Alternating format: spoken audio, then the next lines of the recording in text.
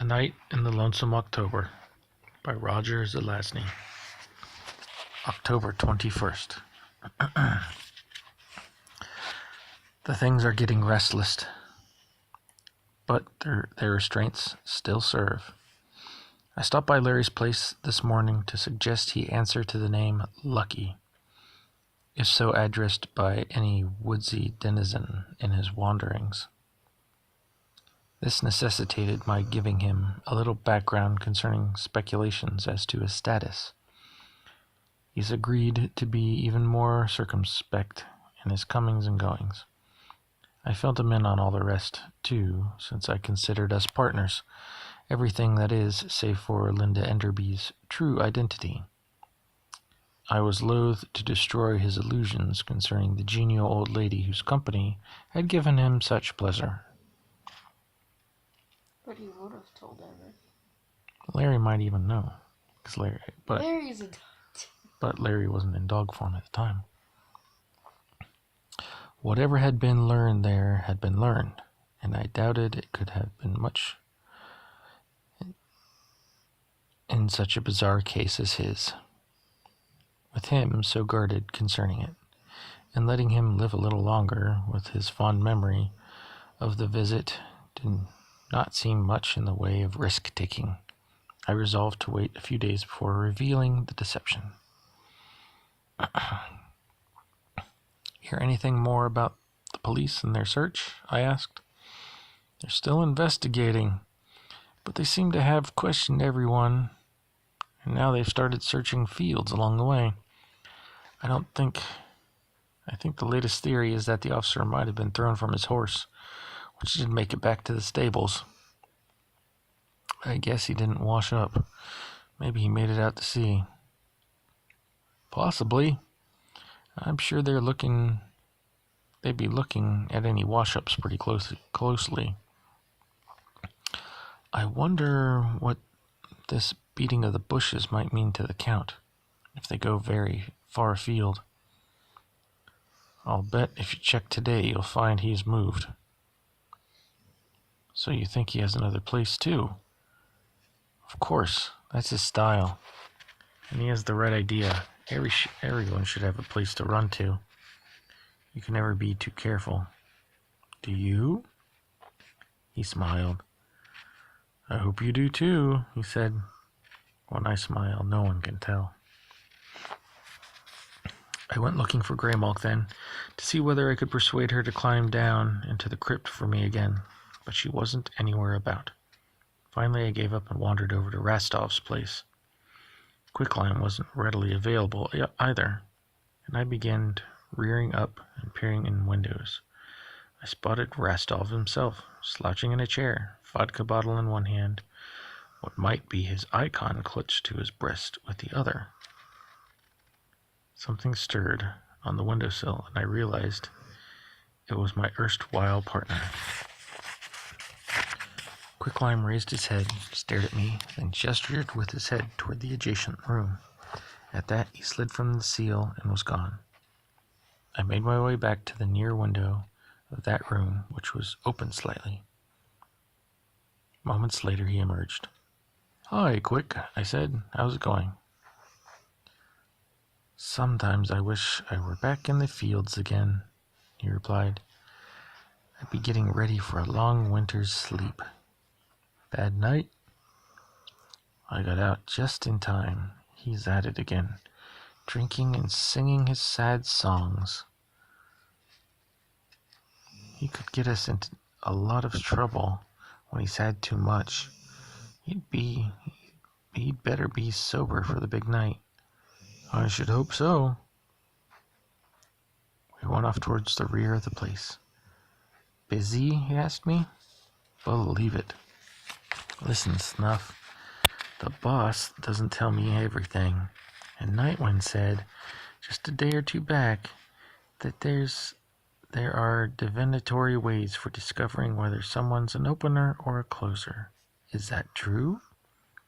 He's right, I said, but they're unreliable before the death of the moon. You really have to have some juice to make it work.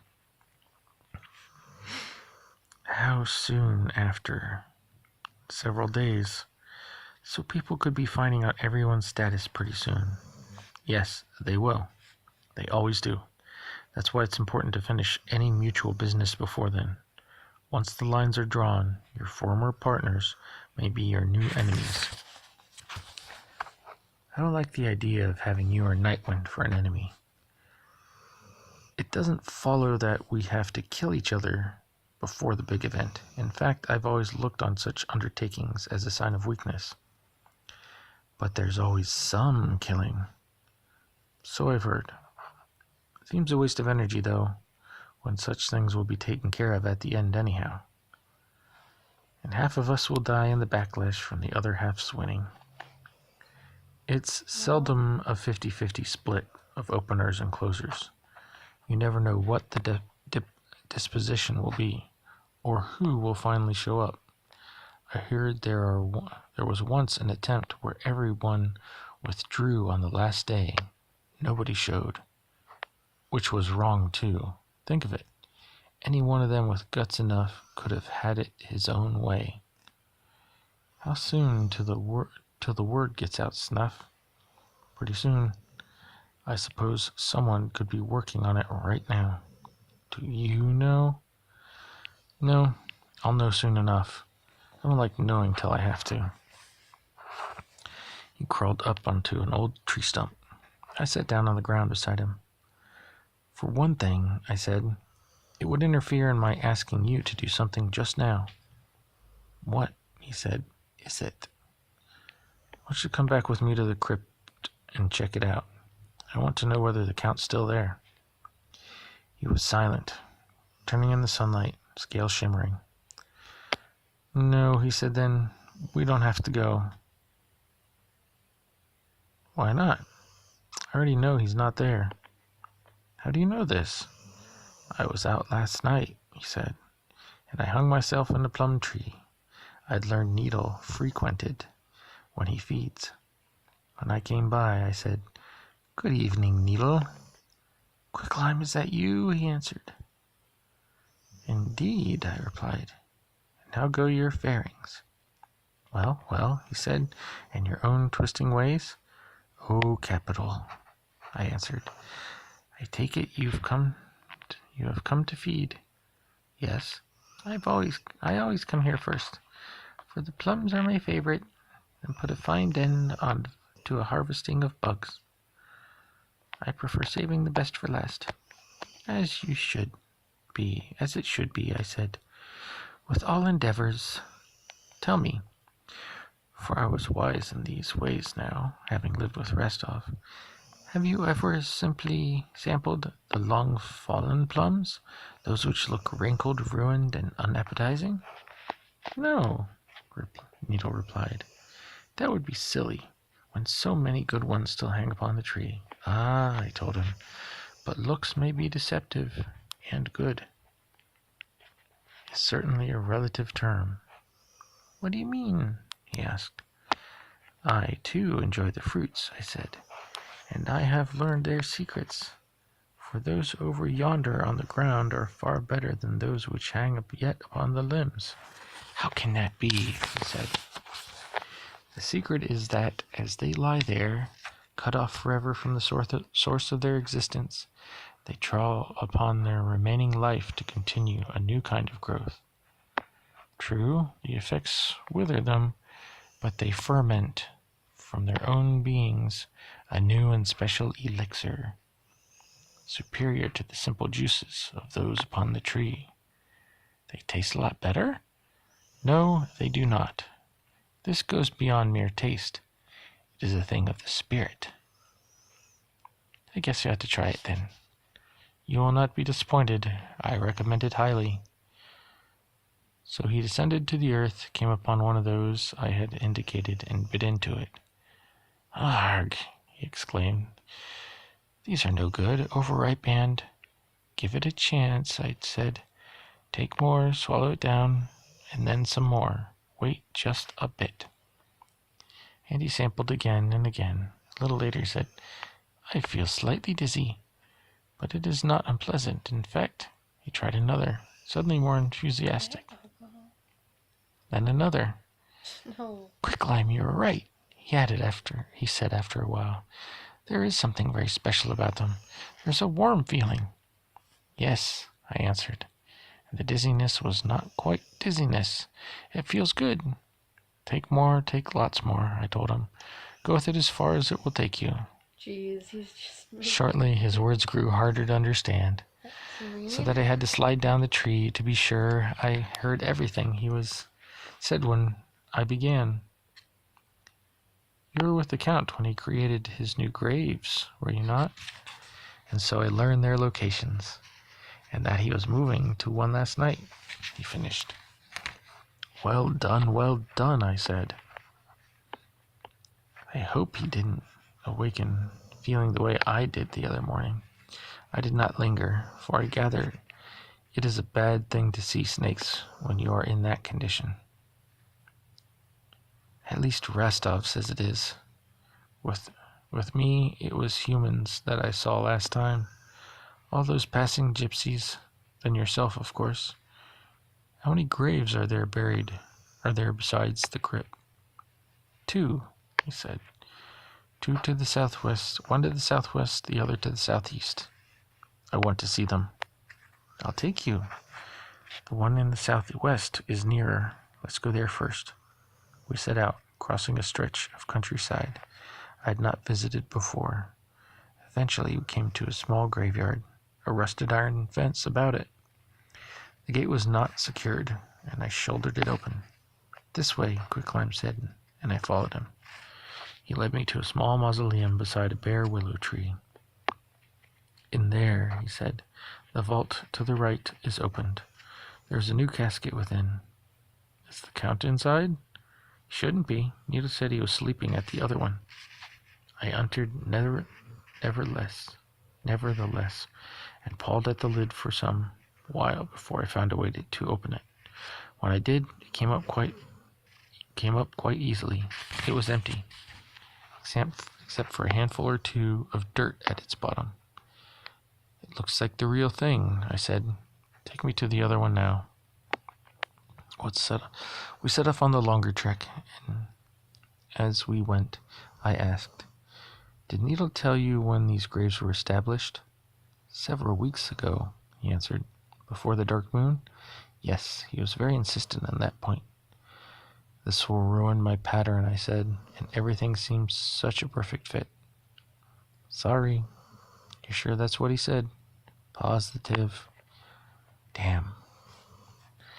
The sun shone brightly, but there were clouds about, and of course a goodly cluster off towards the good doctor's place, farther south. And there came a bit of chill with a near northerly breeze. We made our way cross-country through the colors of autumn, browns, reds, yellows, and the ground was damp, though not spongy. I inhaled the odors of forest and earth. Smoke curled from a single chimney in the distance. And I thought about the elder gods and wondered how they might change things if the way were opened for their return.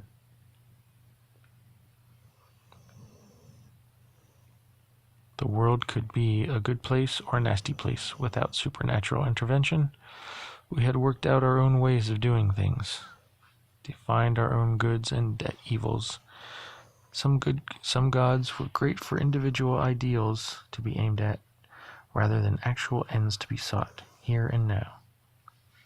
As for the elders, I could see no profit in intercourse with those who transcend utterly. I like to keep all such things in abstract, platonic realms, and not have to concern myself with physical presences. I breathed the smell of wood smoke, loam, and rotting windfall.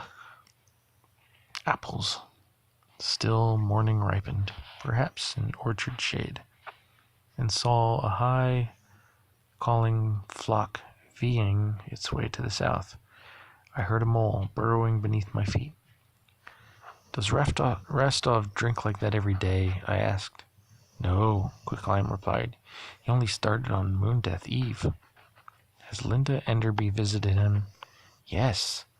They had a long talk about poetry and someone named Pushkin. Did you know whether she got a look at the El Hazrad icon? So you know we have it. No, drunk or sober, he wouldn't show it to anybody till the time of its need. When I was looking for you earlier, I saw him holding what looked like an icon. Is it on wood, about 3 inches high, 9 inches long? Yes, and he did have it out from its hiding place today. Whenever he feels particularly depressed, he says that it cheers him up to go to the shores of Holly and consider the enactments of ruin, and then to contemplate the uses he has for it all. Dad, call Nina. That could almost be taken as a closer's statement, I said. Nina. I sometimes think you're a closer, Snuff. Our eyes met, and I halted. At some point, you have to take a chance. I am, I said. Damn, we're not alone then. Let's keep it quiet, I said. In fact, let's not speak of it again. But you can at least tell me whether you know if any of the others are. I don't, I said. I started forward, a small plunge taken, a small victory grasped. We passed a pair of cows, heading down, marching. A small roll of thunder came from the good doctor's direction. Looking left, I could make out my hill, which I named Dog's Nest. Is this one farther south than the other? I asked, as we turned into a lane which led in that direction. Yes, he hissed. I kept trying to visualize the pattern, tugged in new directions by these new foci of residence. It was irritating to keep finding and losing candidates for center. It seemed almost as if the forces were playing games with me, and it was especially difficult to keep surrendering ones that seemed eminently appropriate. At least our way took us to what seemed like somebody's familiar family plot. Only the family it belonged to was long gone. A collapsed building lay upon a nearby hilltop, barely a foundation.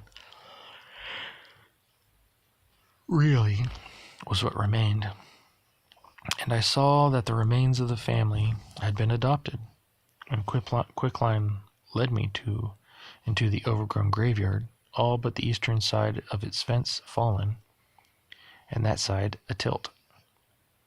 He led me among tall grasses to a great stone slab. There were signs of recent digging about the perimeter it had covered, and the stone had been raised and offset to the side, leaving a narrow opening through which I knew I must squeeze. I stuck my nose inside and sniffed. Dust. Want me to check it out? Quicklime said. Let's both go down, I replied. After this walk, I at least want to look. I went through and descended a series of uneven steps. There was a puddle at the bottom, and I stepped over it.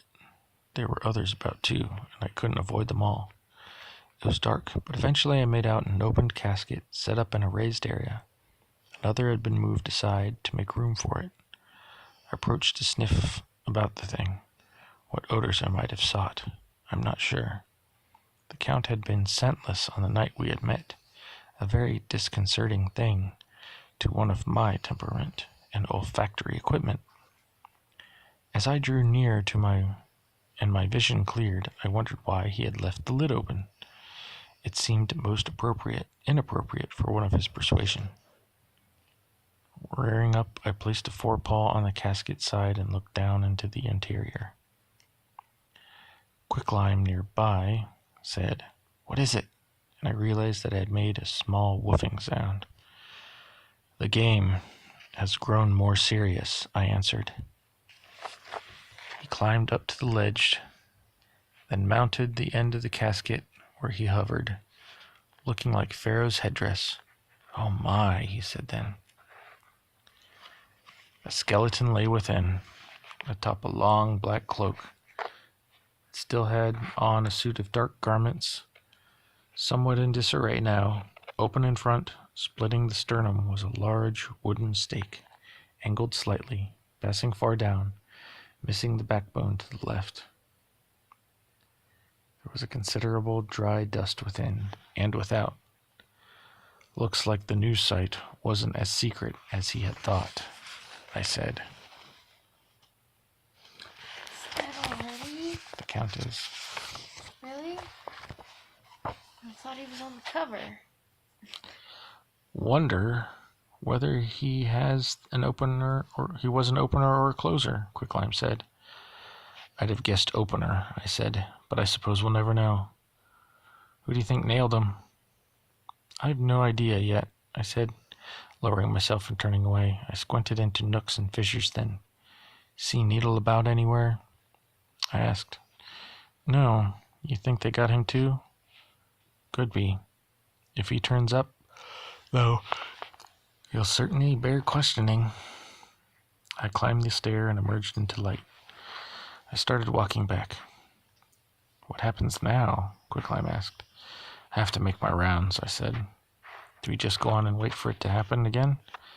No, we exercised caution. We slithered and trotted back to our own area. Jack was out, and I took care of business about the house and went looking for Greymalk to fill her in on the latest. Was surprised to encounter Jack engaged in conversation with Crazy Jill on the back step. He had in his hand a cup of sugar, which he had presumably just borrowed. He ended the conversation and turned away as I approached. Greymalk was nowhere about. Jack told me, as I walked him home, that we might ride into town for supplies of a mundane nature sometime soon. Later, I was out front, still looking for Greymalk, when the great detective's coach passed. Him still in his Linda Enderby guise. Our eyes met and held for several long seconds. Then he was gone. I went back inside and took a long nap. I woke near dusk and made the rounds again. The things in the mirror were still clustered and pulsing lightly. The flaw appeared slightly larger, though this could have been a trick of memory and imagination. I resolved to call it to Jack's attention soon, however. Eating and drinking and passing outside then. I sought Greymalk once more. I found her in her front yard doing catnappery on the steps. Hello. Looked for you earlier, I said. Missed you. She yawned and stretched, cleaned her shoulders. I was out, she responded, checking around the church and the vicarage. Did you get inside? No, looked into every opening I could, though. Learn anything interesting? The vicar keeps a skull on his desk in his study. Memento mori, I remarked. Churchmen are sometimes big on that sort of thing. Maybe it came with the place as part of the furnishings. It's resting in a bowl. The bowl. The bowl. The one pentacle bowl they talk about. Oh, so I've been wrong in assigning that tool to the good doctor. That accounts for an item, then disingenuously. Now, if you can tell me where the two wands are, I said. She gave me a strange look and continued grooming herself. And I had to climb the outside of his place, she said. Why? I heard someone crying upstairs. I made my way up the siding and looked in what seemed the proper window. I saw a girl on a bed. She had on a blue dress, and there was a long chain around her ankle. The other end was attached to the bed frame. Who was it? Well, I met Tequila a little later, she went on. I don't think she was too eager to talk to a cat. Still, I persuaded her to tell me that the girl is Lynette, the daughter of the vicar's late wife, Janet, by a previous marriage. Why was she chained up? Tequila said that she was being disciplined for attempting to run away. Very suspicious. How old is she? 13. Yes, just right. Sacrifice, of course. Of course. What did you give her for the information? I told her the story of our encounter with the big man the other night, and the possibility that the gypsies may be associated with the Count. I'd better tell you something about the Count, I said, detailed my investigations with Quicklime. No matter whose side he was on, I can't say I'm sorry to see him out of the picture, she said. He was extremely frightening. You met him? I saw him one night, departing from the first crypt. I'd hidden myself on a tree limb to watch it happen. He seemed to ooze up out of there as if he weren't really moving any muscles, just flowing the way quicklime can do. Then he stood there for a moment, and his cloak flapped about him in the wind, turning his head, looking at the world as if he owned it and was deciding what part of it would amuse him tonight. And then he laughed. I'll never forget that sound. He just threw his head back and barked. Not the way you do, unless you have a special way of barking just before you eat something that might not want to be eaten, and that this pleases you. It adds to the flavor. Then he moved, and it played tricks with my eyes. He was different things, different shapes, flapping cloak all about, even in different places at the same time, and then he was gone, like a piece of the cloak sailing away into the moonlight. I wasn't unhappy to see him go. I never saw anything that dramatic, I said, but I met him at even closer quarters, and I was impressed. I paused then. Did Tekela give you anything besides the story on Lynette? I asked. Everyone seems to be onto the idea that the old man's as the center now, she said.